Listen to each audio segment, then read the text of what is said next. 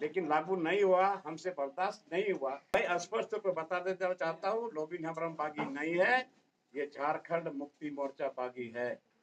और झारखंड मुक्ति मोर्चा ने यहाँ के लोगों के साथ दगा किया, लेकिन बहाली हुई वो बाहर के लोगों की, कि संगठन हम लोगों का था और बीजेपी बहुत आगे निकल गया।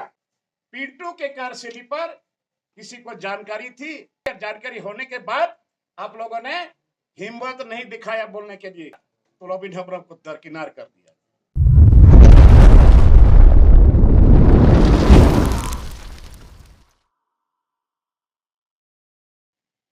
हेमंत सोरेन पूर्व मुख्यमंत्री इस चीज को भूल गए, तो हमने सोचा कि पब्लिक के बीच में हम लोगों ने इस बात को रखा था और यहाँ के लोगों ने विश्वास किया था कि ये सारा चीज लागू होगा, लेकिन लागू नहीं हुआ, हमसे बर्दाश्त नहीं हुआ। और मैंने सदन में रखा, सदन में भी रखा और बाहर मीडिया में भी हमने रखा, लेकिन इस पर कोई प्रभाव नहीं पड़ा। तो वो अपने नीति से, अपने सिद्धांत से, एक तरह से समझिए उसको बगावती किया। तो लोबिन हेम्ब्रम आज बागी है या झारखंड मुक्ति मोर्चा बागी? और अस्थायी नीति, नियोजन नीति, ई पेशा एक्ट जो यहाँ के लोगों के लिए जरूरी है, यहाँ जल जंगल जमीन की बात है, संस्कृति की बात है, अपना आइडेंटिटी कैसे बचेगा, इस पर नहीं हुआ कुछ। इसीलिए हम बार बार बोलते हैं तो हमको बागी कहा जाता है। तो मैं स्पष्ट रूप में बता देना चाहता हूँ, लोबिन हेम्ब्रम बागी नहीं है, ये झारखंड मुक्ति मोर्चा बागी है। और झारखंड मुक्ति मोर्चा ने यहाँ के लोगों के साथ दगा किया। तो अब जमीन आप देख रहे हैं, जमीन भी लूटा जा रहा है और नौकरी भी लूटा जा रहा है। अभी कुछ दिन पहले करीब अभियंता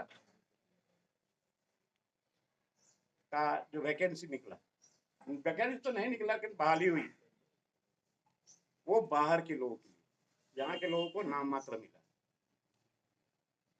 टीचर की बहाली हुई, वो भी बाहर के लोगों की, यहाँ के लोगों को नाम मात्र मिला।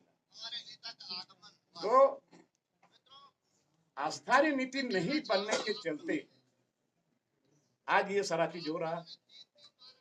और इसीलिए हमने सदन में भी कहा था, बाहर ही कहा था कि 1932 खतियानधारी या जो भी हो, आप जिसके हाथ में खतियान है वो यहाँ का स्थानीय है, और ये सारी नौकरियां में उन लोगों को भागीदारी मिलना चाहिए, उसको प्राथमिकता मिलना चाहिए। वो नहीं हुआ। तो आज हमारी बात को अनसुनी ये लोग करते गया, और आज अभी लोकसभा का चुनाव 22 तारीख से, आप लोगों को याद होगा 22 तारीख से सदन शुरू होने का था, हुआ भी 21 तारीख को कार्यकारिणी की बैठक बुलाई गई। कार्यकारिणी की बैठक में वहां बोला गया कि 3 मुद्दे पर बात करना है। वो मुद्दा है संगठन, दूसरा मुद्दा है आसन लोकसभा चुनाव, और तीसरा मुद्दा है